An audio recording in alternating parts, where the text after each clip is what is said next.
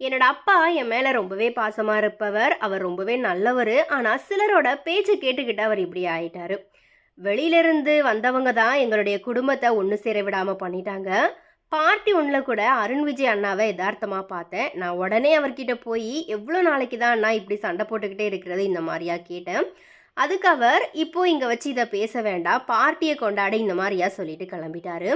என்னோட ரத்த சொந்தங்கள் எல்லாமே நல்லவங்க தான். இந்த மாரியா வனிதா பார்த்தீங்கன்னா, அவங்களுடைய குடும்பத்த கொஞ்சம் கூட விட்டே குடுக்காம வந்துட்டு அந்த பேட்டியில வந்துட்டு பேசியிருக்கிறாங்க.